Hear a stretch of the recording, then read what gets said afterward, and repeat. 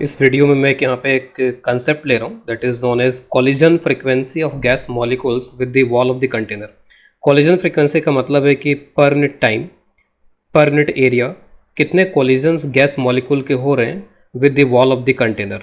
तो frequency per unit time, per unit area कितने number of collisions हो रहे हैं। और इस वीडियो को बनाने के पीछे का पर्पज़ ये है कि अभी रिसेंटली कल ही मैंने एक प्रॉब्लम का सॉल्यूशन अपलोड किया था फ्रॉम पाथफाइंडर, और उसमें कॉलिजन फ्रीक्वेंसी की बात हो रखी थी उसमें, और मैंने डायरेक्टली कॉलिजन फ्रीक्वेंसी का फार्मूला यूज़ किया था। तो कुछ स्टूडेंट्स का कहना था कि ये फार्मूला कहाँ से आया, किस तरीके से आया, तो उसका थोड़ा आइडिया मैं इसमें अब देना चाहता हूँ। तो इसका जो आइडिया है बेसिकली वो यहाँ से है, मैक्सवेल स्पीड डिस्ट्रीब्यूशन फंक्शन। तो सबने ये काइनेटिक थ्योरी ऑफ गैसेस में मैक्सवेल स्पीड डिस्ट्रीब्यूशन पढ़ रखा होगा, उसका ग्राफ भी देखा होगा। वो जो ग्राफ आता है वो ग्राफ फ्रॉम दिस इक्वेशन, जो इक्वेशन मैंने यहाँ पे लिख रखी है इससे आता है। इसमें मैंने यहाँ पे लिखा हुआ है LHS में D N is equal to some 4 pi N V square M by 2 pi R T raised to power something raised 3/2 raised to power minus M V square by 2 R T D V. एक तरीके से ये velocity और temperature का एक थोड़ा complex type का function यहाँ पे दिख रहा है इसमें, वेलोसिटी एंड टेम्परेचर। dn यहाँ पे क्या है, तो dn is number of molecules in the speed range v to v plus dv। तो एक नैरो रेंज है, v से लेकर के v प्लस dv की एक नैरो रेंज है। उस नैरो रेंज में कितने मॉलिक्यूल्स आते हैं, कितने मॉलिक्यूल्स के पास में ये इस रेंज की स्पीड है, उस रेंज की स्पीड इतने मॉलिक्यूल्स के पास में है, dn नंबर ऑफ मॉलिक्यूल्स के पास में। यहाँ पर ये जो ग्राफ आप देखते हो वो graph basically dn upon dv का प्लॉट किया जाता है। तो इस dv को अगर आप यहाँ पे ले आओ तो ये फंक्शन dn अपॉन dv का हो जाएगा, और dn अपॉन dv का अगर वेलोसिटी के साथ में ग्राफ प्लॉट किया जाता है तो फेमस इस तरीके का जो ग्राफ है वो ग्राफ यहाँ बन जाता है इसमें, जिसमें एक पीक मिलता है। पीक पे तो जिस वेलोसिटी रेंज में यहाँ पर ये पीक रहती है, तो ये जो वेलोसिटी रेंज है इसको बोलते हैं मैक्सिमम प्रोबेबल वेलोसिटी रेंज। हमेशा हम रेंज की बात करते हैं, कभी भी हम एक परफेक्ट वेलोसिटी की बात नहीं करते हैं, क्योंकि ये कहता ही यहाँ पर यह है कि dn is number of molecules in this velocity range. अगर आप इसका एरिया निकालते हो, जस्ट मैं एडिशनल यहाँ पे बात कर रहा हूँ, इसका एरिया अगर आप निकालते हो तो ये तो हो जाएगा, यहाँ पर अगर v है तो यहाँ पे हो गया v प्लस dv, और ये जो विड्थ है ये हो जाएगी dv, और ये जो हाइट है वो dn अपॉन dv। तो आप एरिया निकालोगे तो ये जो एरिया है वो एरिया dn के बराबर होगा। तो जो भी ये मैक्सवेल डिस्ट्रीब्यूशन कर्व है यहाँ पर, उसका एरिया जब भी आप निकालते हो बिटवीन 2 पॉइंट्स, तो उन 2 पॉइंट्स की उस रेंज में, उस वेलोसिटी रेंज में कितने नंबर ऑफ मॉलिक्यूल्स आते हैं तो वो आ जाता है। अगर आप टोटल इसका एरिया निकाल लो तो टोटल नंबर ऑफ मॉलिक्यूल्स आपको यहाँ पर ऐसे मिल जाएंगे। ये जो फंक्शन है, ये फंक्शन जैसे यहाँ पर इसमें कैपिटल M रिप्रेजेंट कर रहा है इसका मोलर मास, 1 मोल का जो मास होता है, तो कैपिटल M यहाँ पर आ रहा है। अगर आप उसको बोल्ट्जमैन कांस्टेंट के फॉर्म में लिखोगे तो बोल्ट्जमैन कांस्टेंट के फॉर्म में ये भी देख रखा होगा सभी ने कि कैसे चेंज करते हैं यहाँ पे। तो यहाँ पर ये स्मॉल m मैंने लिखा है, तो small m is mass of just 1 molecule. तो स्मॉल m यहाँ पे जस्ट 1 मॉलिक्यूल का मास होता है इसमें, और k यहाँ पे बोल्ट्जमैन कांस्टेंट है। तो आप देख सकते हो कि बस छोटे छोटे कुछ चेंजेस यहाँ पर आ गए। अगर आप इसको r के टर्म्स में लिख रहे हो, अगर आप इसको यहाँ पर इन टर्म्स ऑफ k लिख रहे हो, तो ये चेंजेस यहाँ पर आए हैं इसमें। तो दिस इज dn। अगर आप ये जो n दिख रहा है, n यहाँ पे क्या है, टोटल नंबर ऑफ मॉलिक्यूल्स हैं। तो अगर आप इसको डिनोमिनेटर में यहाँ पे ले आओ तो it will become dn by n। तो dn बाई n, तो dn तो क्या था, नंबर ऑफ मॉलिक्यूल्स थे इस वेलोसिटी या स्पीड रेंज के अंदर, और उसको आपने टोटल नंबर ऑफ मॉलिक्यूल्स से डिवाइड कर दिया है। तो एक तरीके से ये फ्रैक्शन बन गया, fraction of molecules having speed in this range. तो यहाँ से n जा चुका है, तो ये सारा फंक्शन यहाँ पर है, और यहाँ पे ये जो फंक्शन मिल रहा है तो किसी एक पर्टिकुलर टेम्परेचर पे हम अगर हम बात करें, क्योंकि जो भी ग्राफ हम प्लॉट करते हैं किसी पर्टिकुलर टेम्परेचर पे ग्राफ प्लॉट किया जाता है वेलोसिटी के साथ। एक पर्टिकुलर टेम्परेचर पे आप ये ग्राफ प्लॉट करते हो, तो किसी पर्टिकुलर टेम्परेचर पे this is a function of velocity. यहाँ पर ये जो टर्म दिख रहा है this is function of velocity. तो जो फ्रैक्शन है यहाँ पे, this fraction is equal to this function of velocity multiplied by D V. Don't confuse it with fraction. F जो है यहाँ पे वो फ्रैक्शन के लिए नहीं है, बल्कि ये जस्ट फंक्शन को रिप्रेजेंट कर रहा है। It is function of this velocity into dv। अब हम अपने ओरिजिनल प्रॉब्लम पे आते हैं। तो सपोज़ यहाँ पर ये कंटेनर मैंने दिखा रखा है इसमें, तो कंटेनर हम अपने कन्वीनियंस के हिसाब से यहाँ पर क्यूबॉइड टाइप का दिखा दिया। यहाँ पे जो रिजल्ट्स होते हैं वो इस बात से इंडिपेंडेंट होते हैं कि हमने कंटेनर किस तरीके का ले रखा है। तो कंटेनर सपोज इस तरीके का, और मैंने इस वॉल को सेडेड किया हुआ है, इसका मतलब कॉलिजन हम इस वॉल पे देख रहे हैं। We are interested in this wall. तो बहुत सारे मॉलिक्यूल्स हैं जो इधर उधर रैंडम मोशन करते हैं according to kinetic theory of gases. लेकिन क्या सभी मॉलिक्यूल्स हमारे यहाँ पर काम के हैं? इसमें अगर मेरे को इस वॉल से कोलिजन करवाना है तो क्या सभी हमारे काम के हैं यहाँ पर इसमें? तो हमें जब भी कोलिजन होता है तो कोलिजन में अगर मान लीजिए कि अगर इस वॉल से कोलिजन हो रहा है और ये जो वॉल है वो YZ प्लेन में है, तो कोलिजन जो होगा वो इसकी वेलोसिटी अगर एक्स एक्सिस के अलॉन्ग होगी तो उसके वजह से होगा। तो इस वॉल के साथ जो कोलिजन होगा, कोलिजन एक्स एक्सिस के अलॉन्ग जो वेलोसिटी है इस वेलोसिटी की वजह से होगा। बाकी वेलोसिटी की वजह से तो जस्ट यहाँ पर ये टेंजेंशियली होकर निकल जाएगा। तो कोलिजन में अगर मैं इस वॉल को ले रहा हूँ तो जो रोल प्ले कर रहा है वो एक्स एक्सिस के अलॉन्ग वेलोसिटी है, क्योंकि उसी की वजह से मोमेंटम चेंज और ये सब कुछ होता है। बाकी वाई की वेलोसिटी में कोई चेंज नहीं आएगा। हम अज्यूम करते हैं कि जो कोलिजन्स हैं वो इलास्टिक हैं और जो एक्स कंपोनेंट वाली वेलोसिटी, एक्स के अलॉन्ग जो वेलोसिटी है जस्ट वो रिवर्स हो जाती है आफ्टर द कोलिजन। अगर मैं इस वॉल से कोलिजन लेता तो वाई एक्सिस के अलॉन्ग जो वेलोसिटीज़ हैं वो इंपॉर्टेंट होती। अगर मैं जो सामने वाली वॉल है अगर मैं इसके ऊपर कोलिजन लेता तो जो जेड एक्सिस के अलॉन्ग वेलोसिटीज़ हैं वो हमारे लिए इंपॉर्टेंट होती।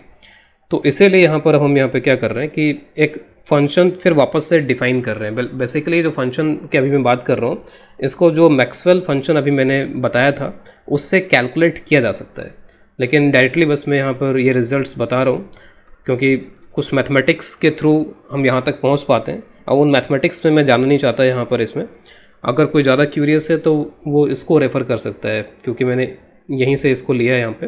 तो reference is physical chemistry from Atkins. तो एटकिंस की वैसे 2 बुक्स हैं, एक में सिर्फ फिजिकल केमिस्ट्री लिखा हुआ होगा और एक में elements of physical chemistry something ऐसा लिखा होता है। तो एलिमेंट्स वाली बुक नहीं लेनी है, जो फिजिकल केमिस्ट्री इस पर लिखा होता है उस बुक से ये रेफरेंस मैंने यहाँ पे लिया है। तो ये इक्वेशन किस तरीके से आती है फ्रॉम मैक्सवेल डिस्ट्रीब्यूशन, अगर कोई देखना चाहता है तो वहाँ से देख सकता है।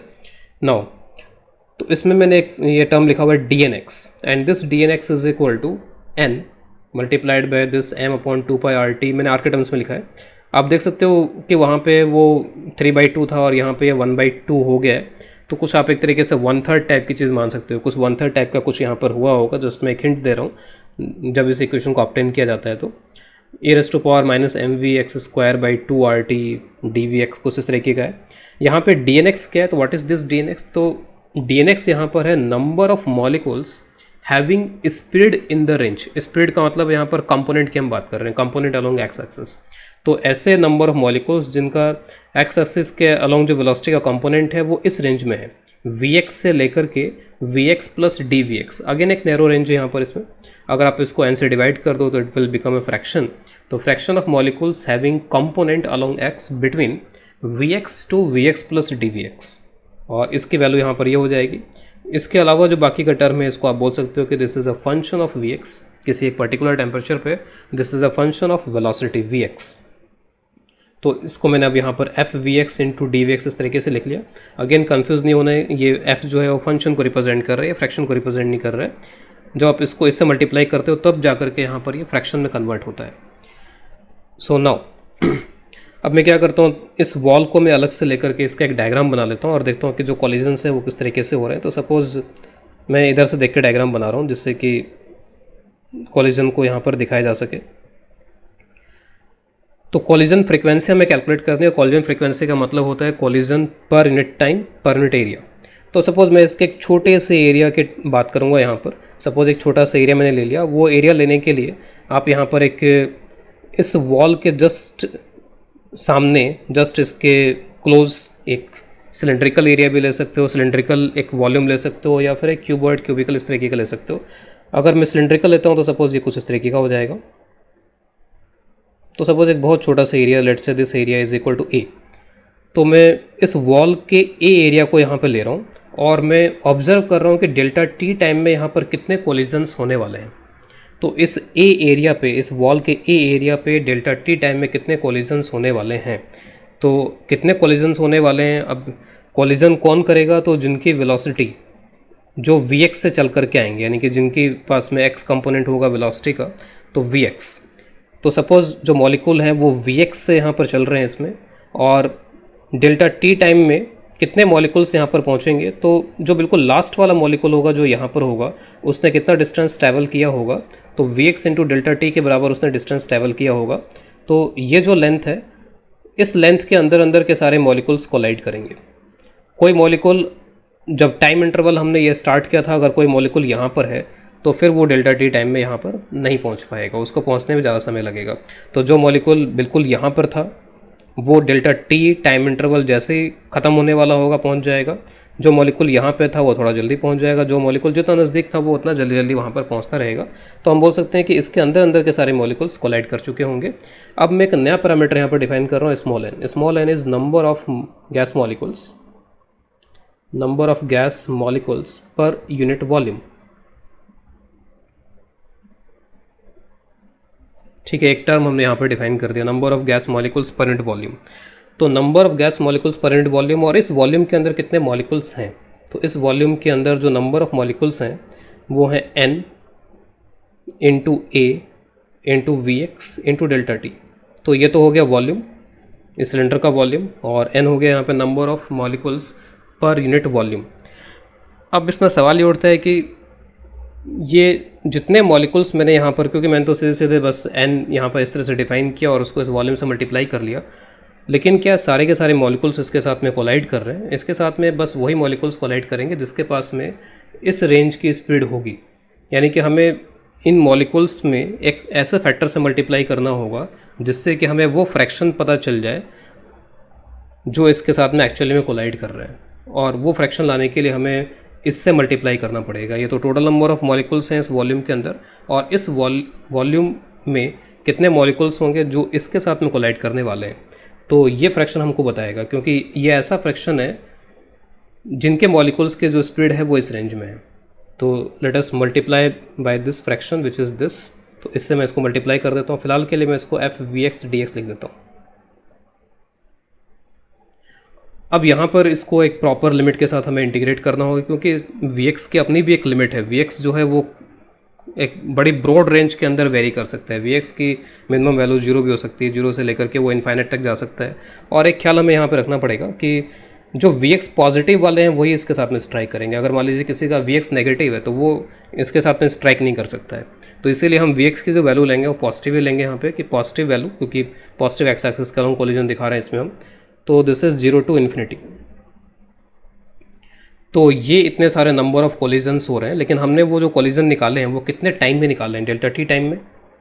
किस एरिया पे निकाल रहे हैं? ए एरिया पे। लेकिन हमें चाहिए यूनिट एरिया यूनिट टाइम। तो यूनिट एरिया यूनिट टाइम के लिए हम क्या करेंगे, इसको डिवाइड कर देंगे from A into delta T, और जो भी हम कैलकुलेट करेंगे that will be equal to Z W. Z W यहाँ पर सिंबल में यहाँ पे यूज़ कर रहा हूँ, collision frequency with the wall. तो collision frequency with the wall, Z W symbol is used. तो A will be cancelled, delta t is cancelled, these are constant terms। अब इसके बाद में ये n वगैरह को भी आप यहाँ से बाहर निकाल लो, और जो भी यहाँ पर इसका फंक्शन बनता है उस फंक्शन को ला करके, sorry this is not dx, this is dvx। जो भी फंक्शन है उस फंक्शन को आप यहाँ पर इसमें रख दो टू फर्दर कैलकुलेशन। तो Z W this is equal to n, V X यहीं पर रहेगा, और एफ वी एक्स जब आप यहाँ पर रखोगे तो एफ वी एक्स में आप देखो कि इसमें तो कुछ वी एक्स वगैरह आ ही नहीं रहा, हम किसी पर्टिकुलर टेम्परेचर पे कैलकुलेट कर रहे हैं इसको, तो इसको तो आप सीधे सीधे बाहर निकाल के रख दो, और ये टर्म्स यहाँ पर रहेंगे इसमें। तो वी एक्स को भी इसके अंदर ही छोड़ना पड़ेगा, और यहाँ पे ये जो टर्म होगा इसको मैं ऑलरेडी यहाँ पे बाहर निकाल लेता हूँ। This is power half. अंदर जो जो बचेगा उसको मैं आगे लिखता चला जाता हूँ। तो एक तो वी एक्स है, और एक E raised to power minus V X square by 2RT D V X limit from 0 to infinity. अब आप इसको ईजिली कैलकुलेट कर सकते हो, ईजी सा इंटीग्रेशन है, तो सब्स्टिट्यूशन आप इसको कैलकुलेट कर सकते हो। तो मैं ऐसा करता हूँ कि ये जो ऊपर क्वांटिटी यहाँ पे लिखी हुई है, ये कैपिटल एम होगा यहाँ पे, M V X square by 2RT, इसको मैं स्मॉल जेड के बराबर एज्यूम कर लेता हूँ, और इसको जब आप डिफ्रेंशिएट करोगे और फिर लिमिट्स वगैरह उसके अकॉर्डिंगली पुट कर लेंगे जेड के अकॉर्डिंग, तो जेड की लिमिट भी क्या होगी, वी एक्स की लिमिट आप 0 से इन्फिनिटी यूज़ करो तो जेड की लिमिट भी 0 से इन्फिनिटी हो जाएगी। डिफ्रेंशिएट दिस, तो 2m V X D V X by 2RT, this is equal to D Z, 2 will go from here, V X into D V X. तो V X into D V X की जगह पे RT by M हो जाएगा into D Z. RT by M को आप बाहर निकाल लो, ये रूट में एक तरीके से इसको लिख देता हूँ मैं, 2 पाई RT बाई एम यहाँ पर आ जाएगा। इसके बाद में यहाँ पर अब क्या क्या बचने वाला है, तो e के power minus Z D Z, आप देख सकते हो कि फाइनली यहाँ पर ही आ जाएगा। इसका इंटीग्रेशन बहुत आसान है, इंटीग्रेशन करके यहाँ पर ये 1 आ जाएगा, तो इसका जो आउटपुट है वो आउटपुट हो जाएगा 1। इसको आप मल्टीप्लाई वगैरह कर लो यहाँ पे, तो this collision frequency is small n, ऊपर यहाँ पे RT रहेगा और नीचे यहाँ पे 2πm रहेगा। इसको आप ऊपर नीचे 8 से मल्टीप्लाई कर लो, तो अगर आप इसको 8 से मल्टीप्लाई कर लेते हो तो 16 से 4 बाहर आ जाएगा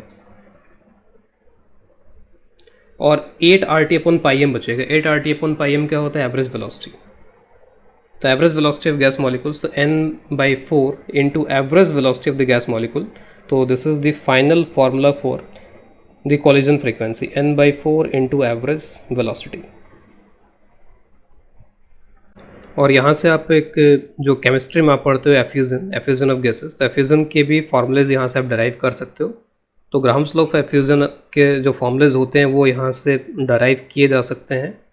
जैसे मान लीजिए यहाँ पे ये जो कंटेनर है, इस कंटेनर में अगर यहाँ पर होल क्रिएट कर दिया जाए, छोटा सा एक होल क्रिएट कर दिया जाए, स्मॉल होल, बाहर हम इसमें एज्यूम करते हैं कि वैक्यूम है, बाहर किसी भी तरीके का कोई प्रेशर वगैरह नहीं है, तो यहाँ से जो गैसेस बाहर निकलती हैं उन गैसेस को बाहर निकलने को एफ्यूजन बोला जाता है, जो स्मॉल होल से गैसेस बाहर निकल रही हैं।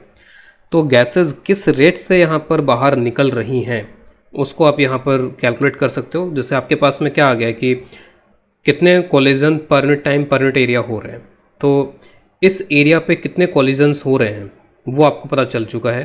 तो अगर आपको ये एरिया दे दिया जाए, पर यूनिट एरिया को आपको पता है, अगर आप ये एरिया यहाँ पे ले लो, सपोज होल जो है उसका एरिया AH है, तो अगर आप इस ZW को AH से मल्टीप्लाई कर लो तो this will give you the rate of effusion. कितने नंबर ऑफ मॉलिक्यूल्स जो हैं वो यहाँ से पर यूनिट टाइम यहाँ से बाहर जा रहे हैं, तो वो आपको पता चल जाएगा, this is the rate of effusion. और अगर आप Z वगैरह की वैल्यू को बोल्ट्जमैन्स कांस्टेंट और उन सब में अगर लिख लो, प्रेशर वगैरह के टर्म्स में लिख लो, जैसे स्मॉल n वगैरह को आप लिख सकते हो, P इज इक्वल टू होता है NKT, small n is number of molecules per unit volume में सब होता है। तो अगर आप उन सभी को यहाँ पे पुट कर लो तो Z की जो वैल्यू होती है वो इतनी आ जाती है, प्रेशर डिवाइडेड बाय √2πm/kT। ठीक है, ये इसके बराबर आ जाता है और उसको एरिया से मल्टीप्लाई कर दो, this is the rate of effusion. और आपने ये पढ़ा होगा कि जो रेट ऑफ एफ्यूजन होता है, this rate is inversely proportional to the mass, molecular mass में आप इसको कन्वर्ट कर सकते हो, तो it is inversely proportional to the molecular mass. तो वो सारी चीज़ें जो हैं वो यहीं से आ रही हैं, इस जनरल एक्सप्रेशन से आ रही हैं। इस फॉर्मूले में बेस्ट आप इरोडो में आपको कई सारे क्वेश्चंस मिल जाएंगे, और इरोडो में भी देखोगे वहाँ पे जो एक ब्रीफ थ्योरी सेक्शन होता है जहाँ पे जस्ट रिजल्ट्स होते हैं, उन रिजल्ट्स में भी आपको ये मिल जाएगा कि कॉलिजन फ्रीक्वेंसी का formula n/4 into this average velocity. तो आपको ये कोई डेरिवेशंस वगैरह कुछ खास एट J लेवल आपको डेरिवेशंस की मुझे नहीं लगता है कि कोई खास ज़रूरत है, लेकिन इस रिज़ल्ट को आप माइंड में रखो क्योंकि कई बार इस पे क्वेश्चंस J में आए हुए हैं।